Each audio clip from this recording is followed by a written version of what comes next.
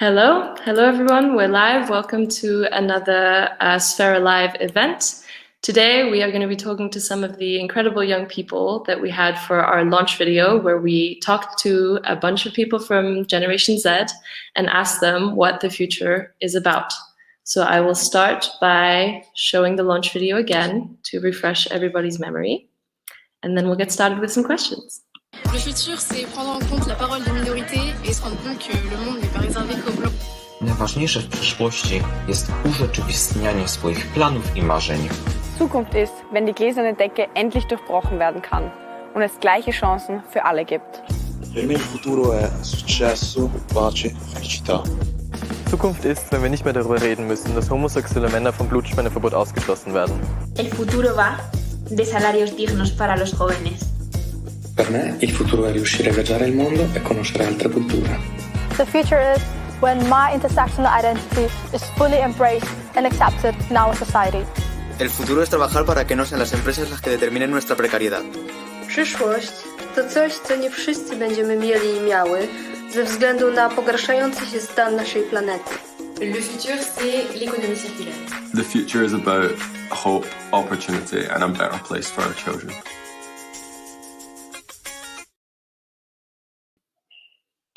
Hello, welcome back. I am joined today by some really cool young people. There is Leya, Christoph, and Sihaam. If you could please go ahead and introduce yourselves and tell us a little bit about who you are and any thoughts that you'd like to share at the beginning. Maybe Leya can go first. Yeah, of course. Hi, my name's Leya Hampel, and I'm 15. I'm from Vienna and been a political activist since I was 13, so like 2.5 years. And I'm federal editor for #JungStehtAuf, which is an incredible youth organization based in Vienna. And I'm going to go with a fun fact. I've had the same best friend for almost 11 years. So that's my fact, guys. So you met when you were 4? Yeah. Wow, that's a pretty long-term friendship. I can respect that. Sihaam? Okay, so I'm Sihaam. I'm 17. I'm gonna turn 18 this year. I already feel kind of old. And I'm also from JungStehtAuf, and I initiated the entire organization together with my cool homie Chris Konitzer. I don't know, like he's on this side from my. Okay, never mind. Anyways, fun fact. I don't have a fun fact. I'm kind of boring. So Chris, your turn.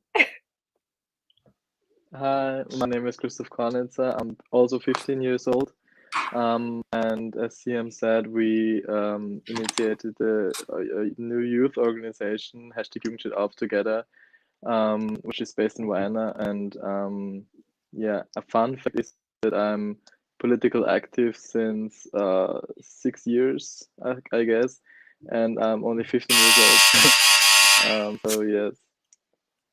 Wow, very good, very cool. I like to hear it. So let's begin.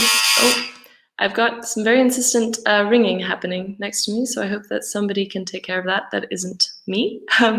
Let's begin with the first question, which is, what do you think that the future is about? I know you answered this in the video, so you can repeat your answer, give a little bit more of a context, more elaboration. Maybe Leya can go first again, or Sihaam? Yeah, I think I'm the only one that's not muted. Why y'all muted? Yeah, you go first. So in the video I said the future is about when my intersectional identity is fully embraced in this society, and I still stand behind my statement that I've made back then. I think that for me personally, I am a pretty intersectional person. I mean, like, I'm Black, I wear hijab, and I'm a woman of color. So those are all things that are in this society kind of. I'm not benefiting of the society in that terms, I guess. So I think that, especially when we talk about social issues, then people are like, okay, a Black man and then a white man, and that's that, and a white woman and a Black woman, and I'm kind of like Black and the hijab, and then I'm facing several forms of discrimination, and they're never talked about because people with my phenotype often do not get represented in the media at all. And therefore, I think that once we start really celebrating those intersectional identities, we can have a society where we can tackle social issues from different perspectives. And that's where we need to go. Yeah. Absolutely. So this idea of not anyone getting lost or left behind, because you're actually taking into consideration all the different ways that there are to exist and all the different levels. And yeah, I understand that. Leya? So in the video, I said that the future is when the glass ceiling can finally be broken through and everybody's got fair chances. And I also still stand by that, of course. I don't want to worry in the future if I would get paid better, if I would get better opportunities if I was a man. And I think we should leave that in the past and make a real good future for our generation, because I think the future that Gen Z is creating right now can be a good one, and it's set up to be a good one, but we really have to fight for it. Absolutely. Christoph? Yeah, and so in the video I talked about that we don't have to talk about, for example, blood donation for queer men, and I think future is about when it doesn't matter which sexuality or which gender somebody assigned to, and when toxic masculinity is banned from our society, and I think that's very important to fight for. So this would be one way that you could see this being a very clear change, that there's been some progression, is when these kinds of old laws or ideas are gone and stripped away. Yes. Cool. So another question, this is quite general. You can choose to interpret this in any way that you like if you've thought about it before, but what's it actually like being a young person in Europe today? I still feel quite young. I'm 25, but I also know that I'm not as young as you are, and I'm just wondering, what's it like? What's it like being young, specifically in Europe today? Christoph, you've never gone first. I guess there are many pros and cons, but I think it still matters which skin color and which gender and which sexuality you're assigned to, and how rich your parents are, and that's a main factor in Europe and in Austria. And I think it's a huge problem. But I also think that in Europe there are many privileged people. When you're white and when your parents have a high education level, you can reach a lot of things. But when you're not white or not privileged, you can't reach the same things a privileged person is able to. Yeah, so it's about opportunities and basically the things that are out of your control. So you can't change that, but it still dictates whether or not you would have access to certain opportunities in life. Absolutely. Sihaam? I think what I personally like about being a Gen Z in Europe is that our generation is we kind of sassy, we kind of cheeky. So the generations prior to us were like kind of asking really respectfully for changes, and we're kind of demanding the things. I'm like, if you see the situation in Belgium when it comes to the ban of hijabis, like the ban of hijabs in the third in the higher education, you see how many women, how many hijabis went outside and were like, oh hell no, that's not what you're gonna do. And then the same thing is like also happening in Vienna. Every single time when something happens and the government does something that we as a generation are saying, no, that's not what we want, and that's definitely not the way we're gonna go, we are outspoken. We're gonna call the things out, and I think that's absolutely something really, really beautiful about our generation, because respect is on both sides, and if we are respectful, then you should be respectful to our wishes and our aspirations, because it's our future. Because like if you die in 10 years, I'll be in 10 years just 27, so I gotta fulfilled life in front of me. So like therefore please do not destroy our earth, because I don't know if I want to go to Mars or something, so y'all need to chill a little bit. Yeah, our generation is very my way or the highway kind of attitude.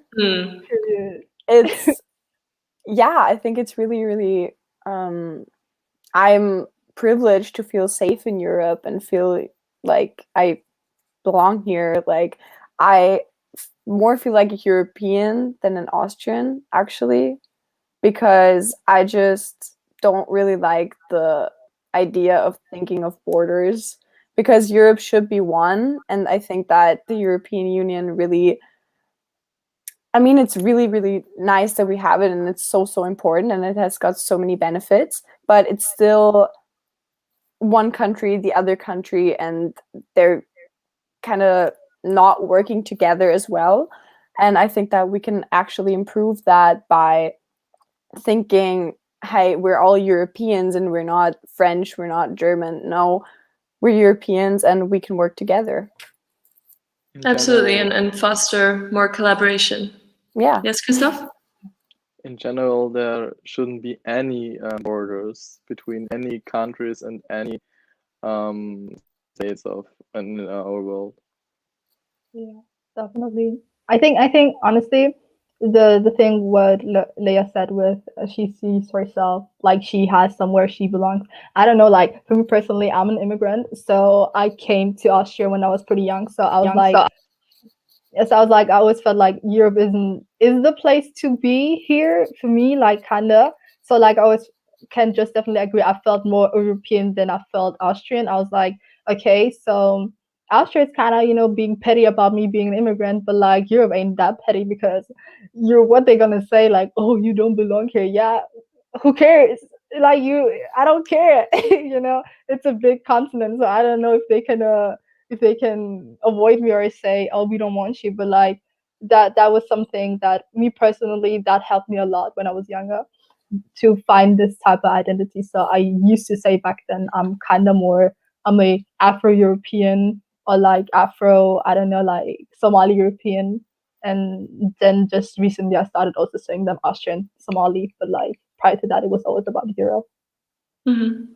Very, very interesting. And I think what you've really demonstrated is just putting the act in activism, you know, really, you know, demanding change and making things happen, and not necessarily just sitting on theory, but actually being out there and making sure that your voices are heard, which I think is a very powerful and wonderful thing. And I definitely think that's the real thing about your generation, is that you are putting in the work, which I think is very, very something to be proud of, as I'm sure you are.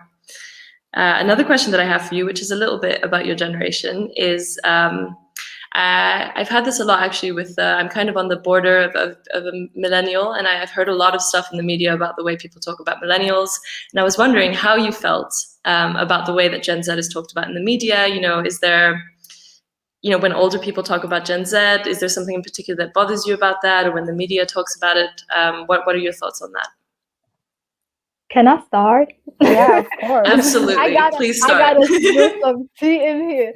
So like when older people, like older generation, talk about Gen Z, it's always like, oh, they're so lazy, they're so kind of media oriented, they're like so obsessed with social media and all that, and they're all depressed and all that. And I'm like, y'all must be joking. I mean, like honestly, okay, for example, with this like entire being lazy, how are we lazy? I mean, like how many social movements and human rights movement and civil rights movement actually started with the Gen Zers? I mean, like you had this entire Fridays for Future things, and that was like started by a Gen Zer. How can we be actually kind of lazy when we made it a thing, and that we actually talk about climate justice? How can we be lazy if we went out there and were outspoken when it came down to BLM and supporting those movements? And I feel like it's kind of just, you know, they say due to this digitalization that we have everything for us, and like we have everything, therefore there needs to be there needs to be done nothing for us, like we don't have to do anything no more because everything is already here.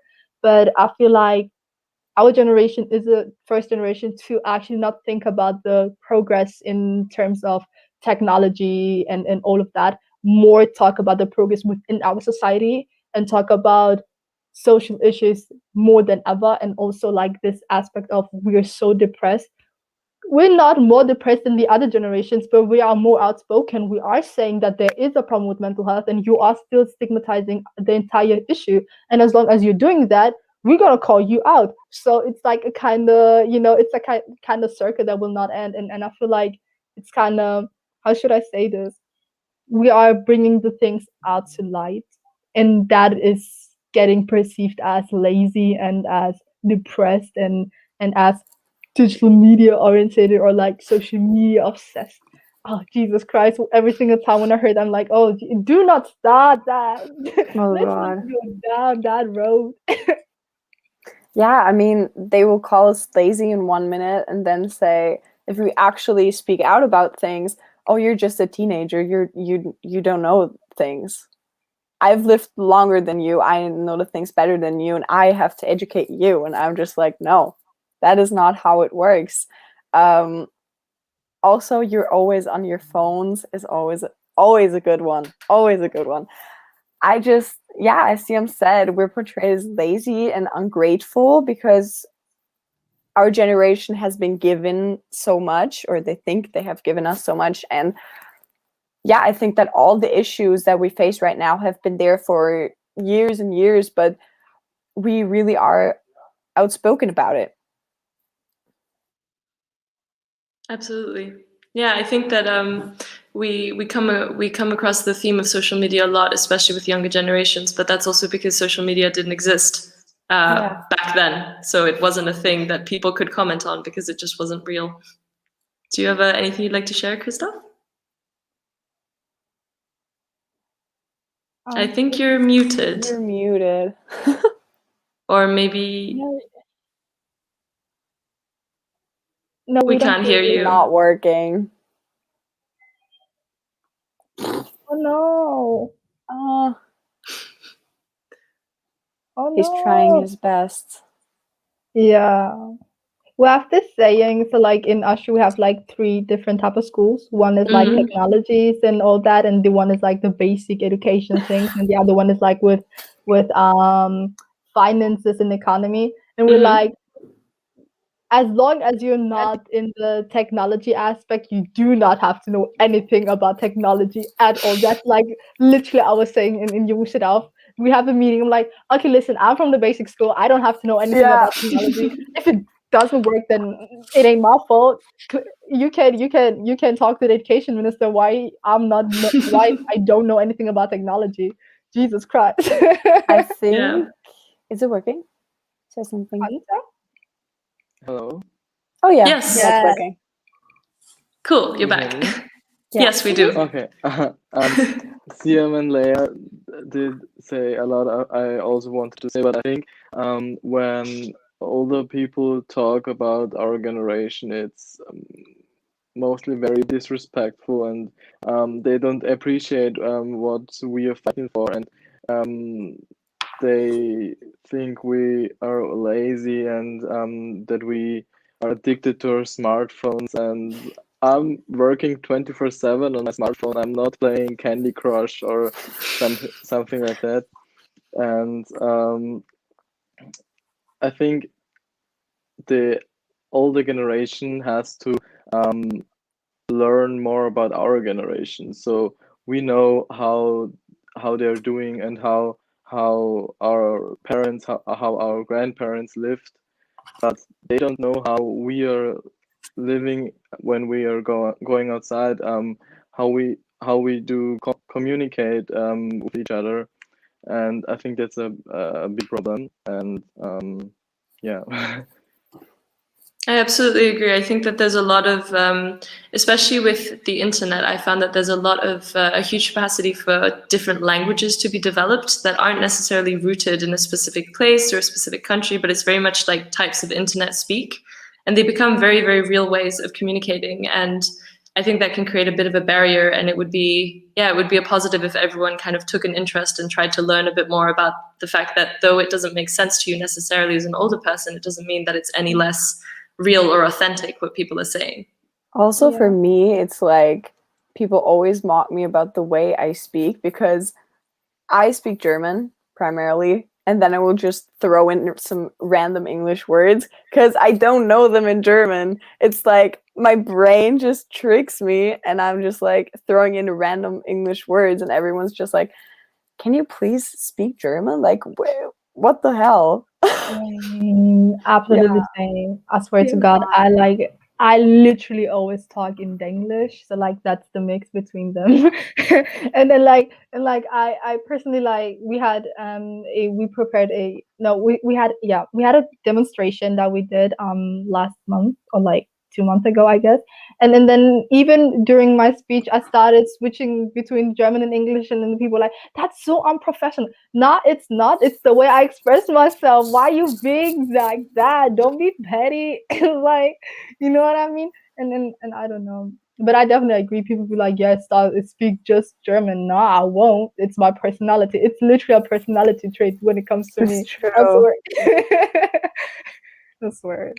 But yeah. To continue off of this idea of social media that we've been discussing, why don't we talk about some positives of social media then? Let's turn the conversation around and actually look at some of the benefits, in the ways that young people use social media. What are some of the positives as opposed to just thinking about how we spend too much time on it? Why is it so good? Why do we? So I think one of the biggest benefits of social media is definitely that we are more connected.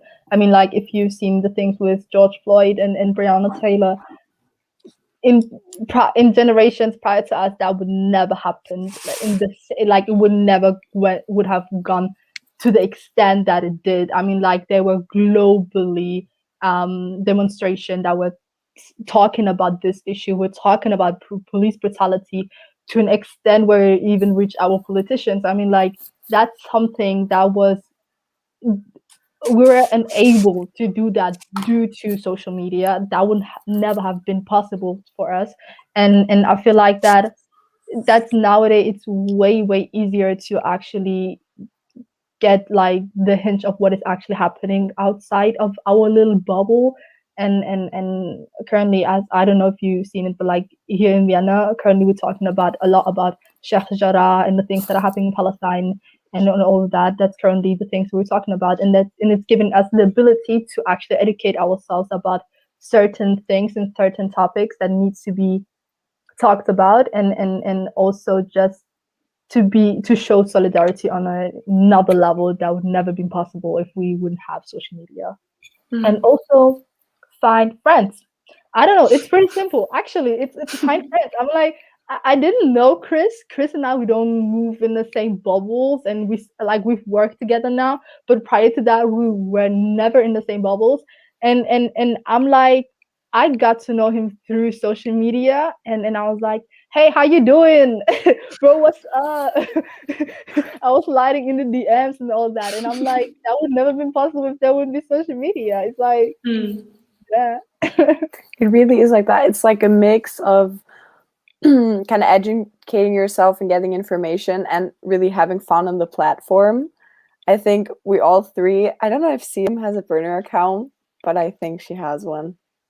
I will not disclose that information because okay, whatever. But yeah, I think it's kind of the mix between really having fun with it and really creating content yourself and like educating yourself and connect with other people and friends and stay in contact. I think that's what's the most addicting about social media. Yeah, Chris.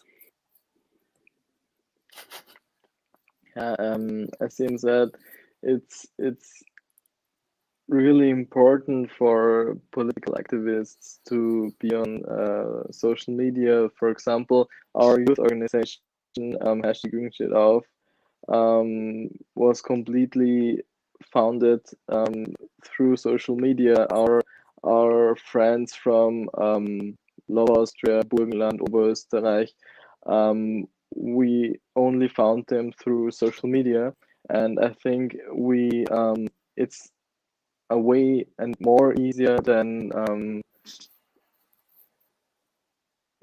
it's easier to connect with each other. For example, for demonstrations or for some events, you can find more people to come, and that wouldn't be possible without social media. And yeah. Another aspect of what is good about social media is that you find people that are in the same situation as you are. I mean, like, for example, I talked about mental health. I feel like due to the fact that in our societies that mental health is really, really stigmatized and no one really talks about it. And I feel like that it's actually often really underestimated how important it is that people have several accounts that they know that talk about mental health and mental health issues and all that, and that, or like the same goes for everything else, to find people who are in the same position as you so that you kind of have hope, and I think that's really, really important as well. Absolutely. I mean, it's really about bridging across the internet in a sense and connecting you with people that you otherwise would probably not have had a chance to meet. I mean, I don't know if you would have necessarily met Christoph otherwise, but it's a very beautiful thing then to see that you can create these links. And I do feel very much the same way about it, that it's a way to bring people together based on common interests and not, things like geography or things like, where you live in the city, because that can often be something that defines who you hang out with. And so I completely agree and understand that. Do you have any thoughts? My next question for you is going to be about one specific type of social media. Do you have any thoughts on TikTok? Because I, as a 25-year-old, feel already a slightly bit too old to fully dive into that. I was more of a Vine girl myself. So I'm just wondering if you have any thoughts. Do you use TikTok? Do you think it's a good thing? Do you think it's, what are your thoughts on it? Video? Are you a fan of video? Do you prefer other social media formats? Just let it all out. Perfect. I'm gonna go on a rant, guys. I love the idea of TikTok, but it's too addicting for me. It's too time consuming for me, and that's why I was like, I have to get off it. Like, this is crazy. And then Instagram introduced their Reels section, and now I can't get out of it. It's really bad. Like, I have to admit it for myself that I literally deleted TikTok because of it. Now Instagram has made this section, and I specifically look at it, and I'm just like, why is my brain tricking me into it? But it's a mix, because they're also informative TikToks. It's not just TikTok dances, yay. I think there are a lot of sides that you can be on TikTok. Specifically, one is the dance side, but that's not really what people are on. And I think that you can really see some kind of relatable videos that you don't really see on Instagram that much, because on Instagram, people post when they look really good and life is fine. And I think TikTok is kind of more authentic in a way. And I have made some reels myself on my Instagram. I have even made some dance videos, which are bad, but they're there. And I love the creative part of it. TikTok. It's such a topic. I don't know. It's like it's kind of like a love-hate relationship. For me personally, like when TikTok was like really in the trend, I really, really disliked the idea, because I was like, hell no, I will not see people that I'm like a dancer myself. So I was really obsessed with dancing, and then I was seeing some people dancing to TikTok music, and they were like really bad in it. I was like, nah, that's not what we're gonna. That's disrespectful what y'all are doing here. But then I also seen the informative TikToks and all that, and I was like, okay, that's actually not that bad. Me personally, I don't have TikTok on my phone, because it never was a thing for me. So I was like, there's no need to that. But like, due to the fact that there is like this real section on Instagram, and the people just upload their TikToks, I kind of personally feel like TikTok is really, really toxic. It's really, really toxic. Like, I mean, people like just watch your videos and all that, and then you see how people feel like they're entitled to know personal information about you. And I mean, like, you see this young child like Charlie D'Amelio, who's like really good. She went really viral, and now she lives in a mansion and all that. And I'm happy for you, get it how you can and all that, but like how it affected her mental health and how people are bullying her on the platform is just like beyond me. And I feel like TikTok is like, for me personally, the most toxic, next to Twitter, the most toxic social media platform. I mean, if you look at Instagram comments and compare them to TikTok comments, it's like TikTok, 80% of it is bad. On Instagram, it's like much, much better. I mean, there are also some hate comments, but TikTok is extreme. Okay. Yeah. And that's the thing about TikTok. It's like you get it's pretty judgy. I mean, like you have the thing with TikTok is you have this constant comparison to different content creators. I mean, like you see this one dance like Renegade, everyone's doing it, so you have this comparison. Like you can see how Charlie D'Amelio did it and how her sister is doing it. And then people be like, okay, your sister did it way better than you. You are not hitting that move. That was bad and all that. And they will, and people on social media, we have this word that's like we say in German, internet rambles. Like, people feel themselves like mafiosos on internet. That's literally the thing. They will not stop, and they will literally call you out for not hitting those moves as someone else and someone differently. And I'm like, okay. And it's wide. That's another thing. TikTok is whitewashed as hell. It's pretty wide. If you even see who break through and who is pretty famous on TikTok, or like TikTok famous, 90% of these people are white, and although the dances are from Black creators, and then you see people like Addison Rae doing it on like the Fallon, like I don't know, how is it, like the late night show or something? I did see that video, yeah. Yeah, and I'm like, that's so disrespectful. I mean, like, we have still this. You see, even with those little tiny innocent things that like Zenzias are trying to like, kind of just like have fun on, it's still something really about racial issues and all that. And that's for like, that's, to me personally, it's like too white, and I need spice and seasoning when I watch something. And if I don't see that, I'm sorry, it ain't working. I'm sorry. Christoph, I know you have TikTok, so go off. Yeah. Yeah, I think it's still very entertaining. So like, when I'm on TikTok, I'm scrolling and I'm thinking, so one more, and then I will pass my bus or train or whatever, and I'm scrolling, and I think I'm very addicted to TikTok, but it's also, it depends what your For You page is like. So there's gay TikTok and straight TikTok, and straight TikTok is very toxic. But when you're on gay TikTok, you find a lot of TikToks which you can relate to, and very informative TikToks. For example, I learned on TikTok that the kids songs Ramson Sam and Dreikinesen mit dem Kontrabass is very racist, and I sang it as a child a lot of times, and I wouldn't ever learned it when I didn't were on TikTok. Yeah, so it definitely has this entertainment aspect, but also an informative aspect, which I think is actually a really, really good mix, especially for a young politically active generation who also still wants to have fun. You can actually have the best of both worlds. It's true. Also, fun fact, the whole Trump rally situation, kids on TikTok were like saving the seats for his rally, and I remember that. Not show up. It was so funny to me. It was like, this is so good. Like, that kids on TikTok have made that. It was so out of the mind for me. Exactly. Yeah. We're a little bit running out of time, but I think that's only because the conversation has been flowing so well. So I thank you for that. And before we finish up, I'm going to ask you one last question.